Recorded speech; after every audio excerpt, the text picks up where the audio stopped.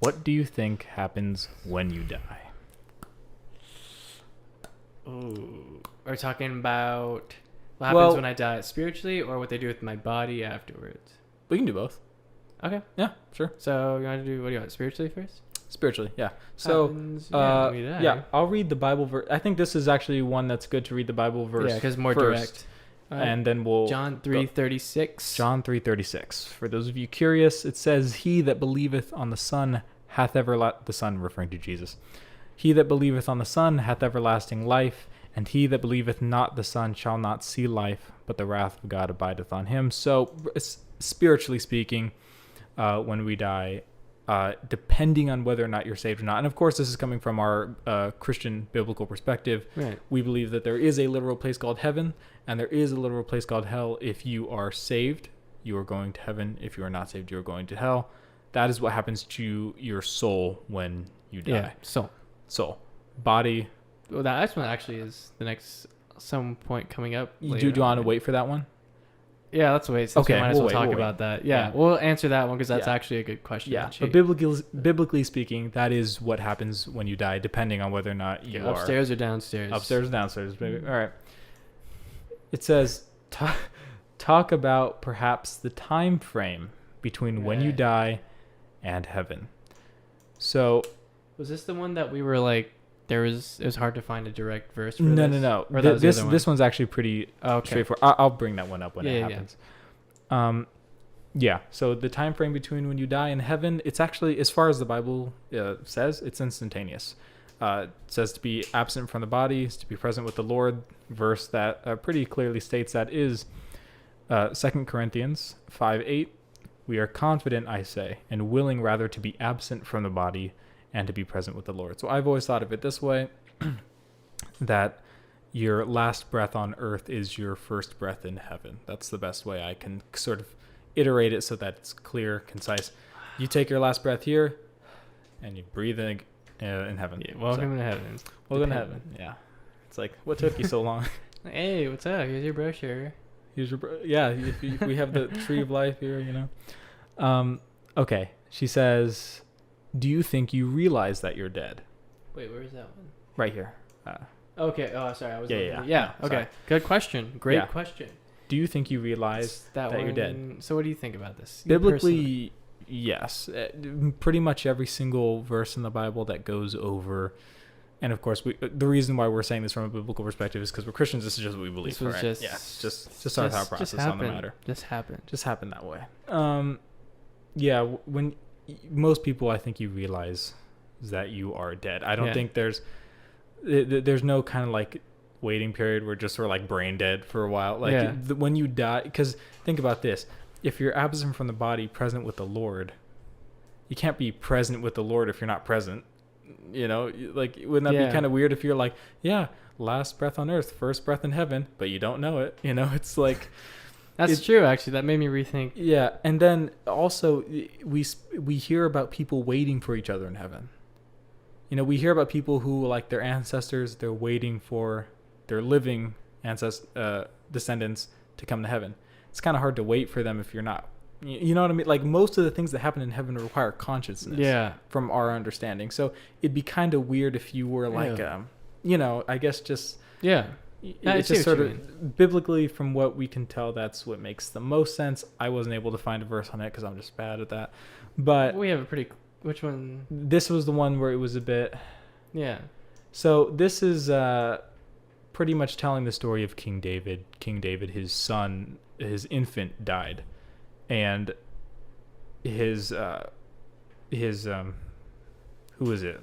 I forget who was talking to him, but someone was talking to him, and they were saying like, hey, you know, why? Because typically when someone dies, you fast, right? You mourn and stuff like that. And King David obviously mourned, the loss of his son. But after a while, he's not fasting. And people are like, hey, you know, why aren't you fasting? Why aren't you mourning for your son? He says, well, but now he is dead. Wherefore should I fast? He's like, why should I fast if he's dead? Can I bring him back again? I shall go to him, but he shall not return unto me. And I think it pretty much goes on to say that his son is essentially waiting for him in heaven. You know, King David is not dead yet. He's not there yet, but his son is waiting. That's a good question. So no, these are all good questions. I think transitioning into it, I'd like to think at first, like it's like what you said, like it was your last breath here is your first breath there, breath there. I think when you just realize it, because there's verses where it talks about like you will receive my full joy. Yeah. And there's no pain or sorrow. I think transitioning. It says that all the tears will be wiped from the eyes. It just there shouldn't be, because the people who have, because there have been some biblical figures who actually haven't died. They've just been taken up to heaven, right? And so the way we always saw that was an angel coming down and taking them up in a flaming chariot sometimes, or sometimes just picking them up and like, whoop, taking them off. So I think that consciousness never really ceases. I think that when people, when they say, oh yeah, when you die, you lose consciousness, I don't think that you do. Your body does. This fleshy mind you have here does lose consciousness, but your soul never does. Your soul is always aware of where it's at, I think. Yeah. I think like transitioning into it, it's like you'll slowly realize like, whoa, I'm here. Yeah. I think so too. Here. I'm here. I made it, guys. And they're like, nah, we don't want you. Oh. They're like, you know what I always felt bad for? I always felt bad for Lazarus. Lazarus. Because he died, and then Jesus brought him back. So that means that he had to die again. Dang it. This guy died twice. It's like, that kind of sucks if you think about it. But in any case, okay, her next question. How would you want to die? Ooh, my favorite. I've thought about this. Oh, you should talk about it then. How would I want to die? How do you want to die? Okay, well, we're about to talk about this, but how would I ultimately die? Well, okay, so she has two questions. How would you want to die, and then what would you want your funeral to be like? Okay. So we'll go over how you want to die first. How would I want to die? Yeah. How do you want to kick the bucket? Really cool. Same. I want to save. It would be cool to save someone's life. That's what I'm thinking. I think you said that. Yeah, I actually asked someone once. I was like, "How do you think I'm going to die?" And she was like, "I think saving someone." I was like, "Oh, okay." Because no greater deed than this to lay one's own life for a friend. Yeah. Or something. So, I mean, that would be cool if I could save someone's life in the process, and it would look cool like a Marvel movie or something. Like you just superhero landing, and then you just topple over and die. So if I could save someone's life, however that is, I'll die happy, man. Literally. Yeah, really. Literally. I think that I would be happy to die. Either saving someone. I always thought this: either saving someone or fighting a wild animal. Because those are two. It's like, because here's the thing: if you die fighting a bear, like, you'll be known. As that's the guy that fought a bear. Like, well, actually, it is kind of sad because you do die from it. It's not like you won against the bear. And plus, I feel like it'd be better. Know. Okay, here's a perfect scenario. You save someone from a bear attack. You then fight the bear and kill the bear. But the bear has given you fatal injuries that you later succumb to. That's the thing. I don't want to die slowly. I want to die instantly and painlessly. Where's my gun? Wow. And I don't want any pre-stress to come up before my death. Fine. I'd like to have a natural death where it's just relaxing. And yeah, on a serious note, I think that both of us would enjoy honestly saving someone or dying in good old age, because we do have a verse about Abraham who right here, this is Genesis 25:8.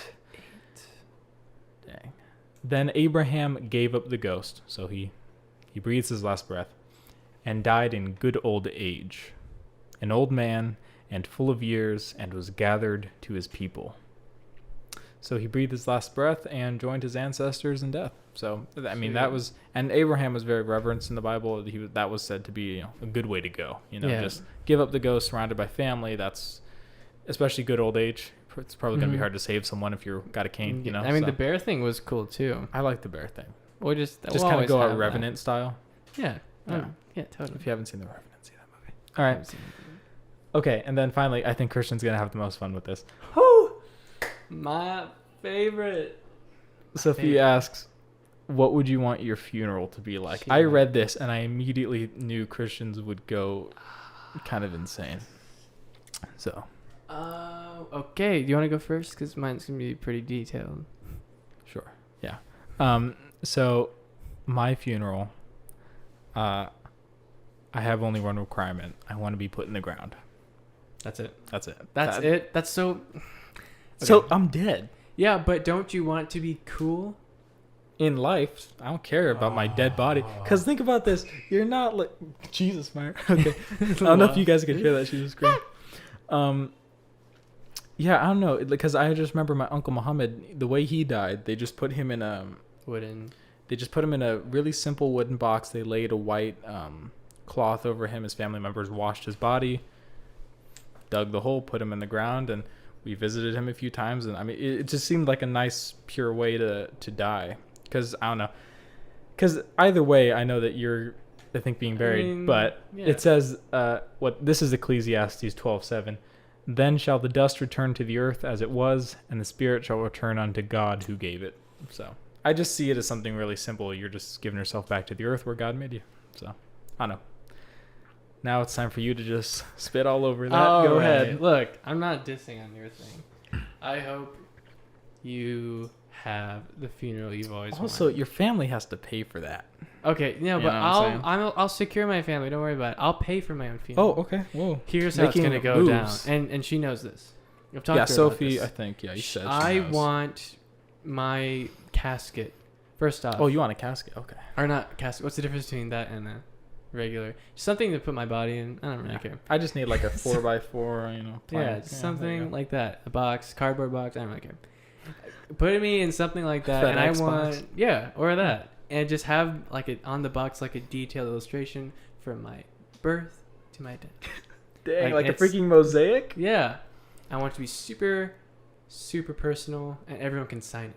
And I want wheels to be on my thing. So you want the kids a can write thing? it down. I want it to be on a hill so kids can write it and just have fun with it. You know, why can't we just have fun? You said that you wanted people to take pictures with your dead body. Yeah, I think that's really weird. I'm not forgetting that. So I want the whole thing isn't supposed to be sad. I'm in heaven. No, I'm not saying that it has to be sad or anything. Yeah, I'm just saying you just want to go like all out. Yeah, I want it to be, as the cool kids say, lit. Lit. I want it to be that wheels word, so I've heard that. Kids can ride my casket down the hill and be like, whoa.